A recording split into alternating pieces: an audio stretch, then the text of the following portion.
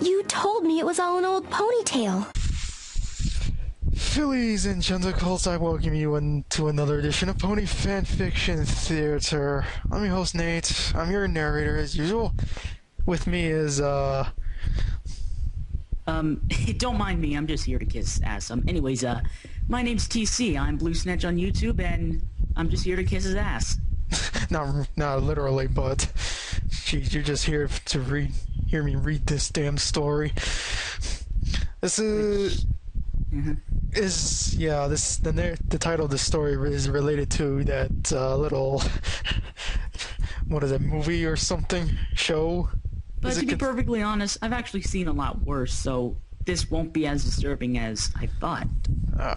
Well, this story is called Bridle Black, and it's on fanfiction.net. You can read along if you like in the description. Let's go.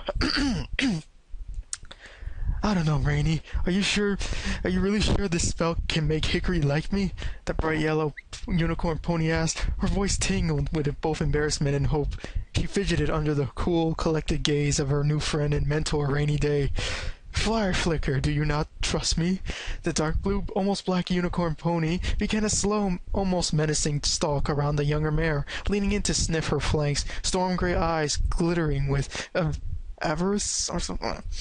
One stocking-clad foreleg rose and brushed the vibrant red tail of a young and increasingly nervous friend. Don't trust her, Flicker, someone in the audience said loudly, before being promptly shushed by everyone near. Embarrassed, the pony ducked his head in below the top of his seat. It's not that I don't trust you, Flicker hastened to assure her older friend. It's just that I don't know if I should be using magic to make some pony like me. Shouldn't he like me, for me?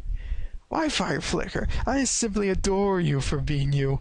Rainy Day purred seductively. This magic isn't harmful. It's simply like a spell to style your lovely mane, or curl your eyelashes, just more potent. Flicker's eyes darted back and forth as she turned her head away, only to give her chin gently pulled back to the front as Rainy completed her circle. Just look at me, dear, as I use the power granted to me by the moon, moonlight seduction. The dark unicorn's pony horn glowed with magic, making her lavender mane dance and sway in an unseen breeze. Magic flowed over her, making her eyes glow in a cool white light of the moon, eyes that bore into Flyer Flicker's own. Slowly, Rainy Day sent the magic at the bright pony, guiding it with a subtle motions that brought her horn down to lightly trace the side of Flicker's nose. Flicker's nostrils flared as the magic sank into her, and her bright orange eyes grew heavy-lidded with bliss as the pony she admired gently stroked her face with the tip of her horn. She shivered visibly as the horn trailed delectably between her eyes and suddenly was rubbing alongside her own horn, which glowed a sympathetic magic. Nose, really? Yeah. You know what? I'm just gonna read the second. Their horns are touching, Twilight Sparkle whispered. Her eyes are as big around as saucers. Pinkie Pie jammed a hoof full of popcorn into her mouth and chewed enthusiastically. It's good, she murmured to herself, never looking away from the action on screen. Okay, that's kind of clever. However, even Pinkie wasn't immune to what happened next, as the dominant mare nuzzled close and, with a shocked grasp, God damn it. Gasp. With a shocked gasp from the crowd, kissed Flicker full on the lips. Tag. Fluttershy squeaked and shocked. Pinkie's jaw dropped. Applejack and Dash's cheek burned like the setting sun. Oh my god, really? Okay, yeah. This is foreshadowing. And Twilight appeared to have gone to a comatose. Rarity fainted herself gently and quietly. Oh my. She had a faint blush decorating her own cheeks, and an open, largely forgotten bag of Reese's Pieces on her lap. If you're gonna try to, have product placement in something, you could at least do a parody of it, like, Let me continue. Recess Pieces, like, since Reese's sounds like recess, you could make it like a recess thingy that's like school, because like I said, Reese's sounds like recess. Yes, exactly. And let me continue here. But it didn't stop there. The bigger pony put her legs around the stunned Flicker's neck and began kissing up the side of her face. The audience gave a little gasp as Rainy Day moved. Dash tried to stop her wings from rustling uncomfortably, as eventually grabbed Applejack's hat from where it rested on the arm of the chair and started turning around and around as something to keep her hooves occupied. Applejack noticed a second later and snatched it back. You know, Rainbow Dash hissed across Rarity and Pinky's laps to Twilight Sparkle. When you said we're going to see a racy movie, this was not what I had in mind. On screen, Rainy Day's perversions grew even more lewd as she reached base of Fire Flicker's horn and began licking it like a popsicle, holding the mare firmly as she all but melted into a pile of trembly goo, licking sensuously to the tip of the horn, which sparked and sputtered silver bits of magic. Rainy Day suddenly leaned down, engulfing the horn with her mouth all the way to the base. Applejack almost bit a chunk out of her hat, but was tough enough to withstand her uncomfortably nervous chewing. A few unicorns in the audience had their horns spark in sympathy. Can they do that in the movie? I don't think they can do that, can they? Dash whispered to her quietly. Shouldn't some pony get in trouble for that? It's restricted, Dash. Rarity informed her from the side. That makes it art? Well, this art is making my feathers stand on end. Dash his back and your wings, Applejack muttered, pushing an offending appendage out of her face. Dash blushed and tried to get her wings under control before she blocked someone's view from the back. From the looks of the audience, she wasn't the only Pegasus with that problem. Rainy Day pulled back from her captive, leaving her barely able to sit upright on her rump. Now you see, my little pony. After a spell like that, who can resist? She stretched up on her hind legs, waving her hooves about. Wait, I just realized something. The magic that's coming out of the horns after doing like stuff like that is basically climaxing. I guess that's. I mean, wait. So magic. So all the magic from the sympathy of the ladies and all the unicorns in the audience. I think that they're basically just wetting themselves over suspense and whatnot, and they're doing that in the movie theater. So everyone is climaxing in the movie theater. Exactly. No one could resist you, mistress, Fireflicker said, her eyes swirly as they stared at the dark unicorn. Oh, yes, Rainy said, reaching out one foreleg for Flicker to nip and hold the end of the stockings with her teeth. She drew the leg back, stripping the nylon mesh off to reveal a wild tangle of hair just above her hoof. She then repeated the motion with the other, leaving the stockings to fall and pile up between her legs. How can you resist this? You'll do everything I want, won't you, Fireflicker? This is so suggestive, it's actually, well, not even deserving a mention. Yeah. Unshorn fetlocks, huh, darling? Rarity murmured, finally remembering her candy and popping in a few in her mouth to melt slowly. Yes, mistress. Excellent. You make the perfect ingredient for my next spell.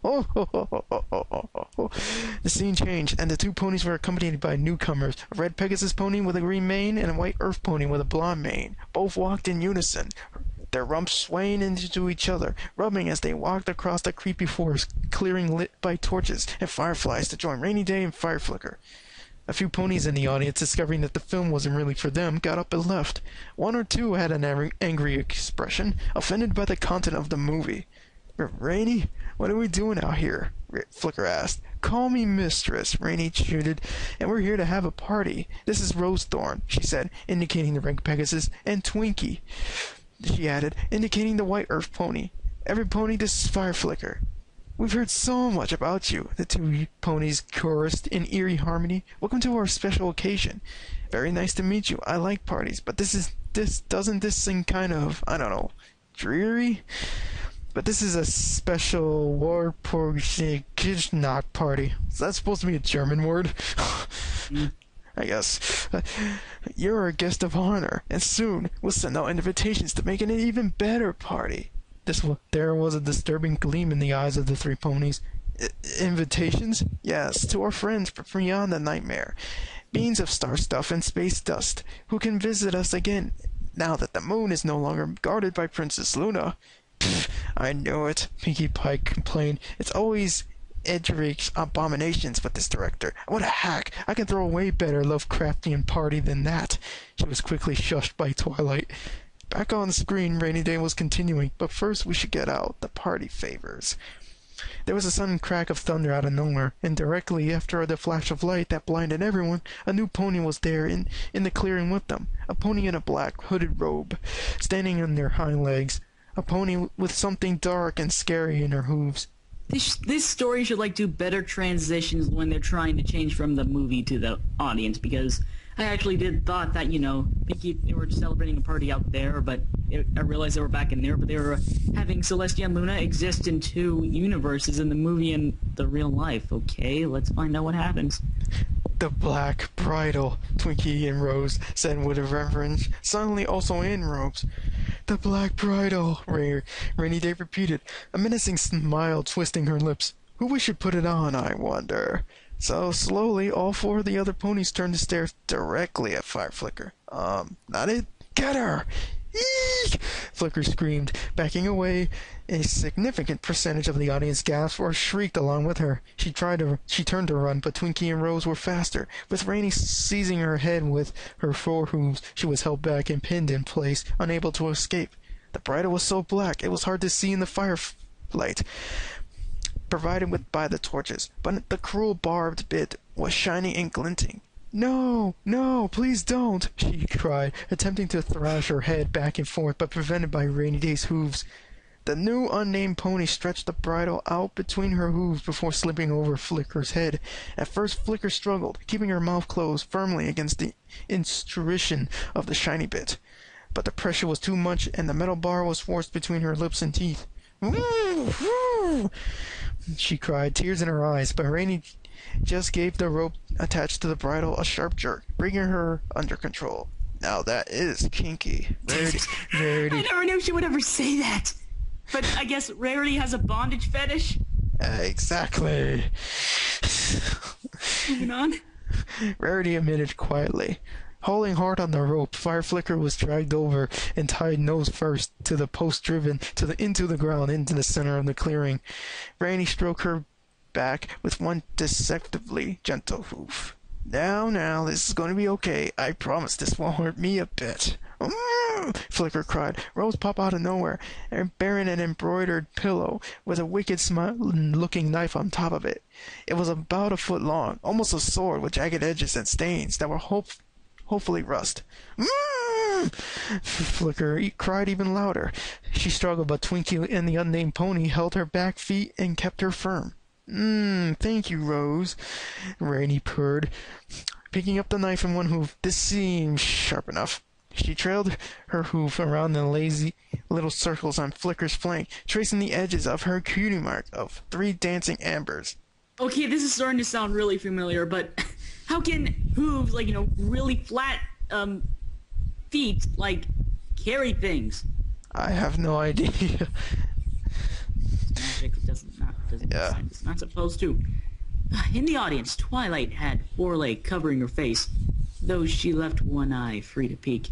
The other leg was thrown across Fluttershy's face, but Fluttershy had cringed so low in the seat that Twilight's leg was about a foot too high. Fluttershy could see everything with their wide, scared eyes. Pinkie Pie was munching popcorn like a pony shredding machine, and Rarity watched the proceeding with bright, interested eyes. She really does have a bondage fetish. Yes, she does. Dashing her head buried in Applejack's lap, and her wings over her head.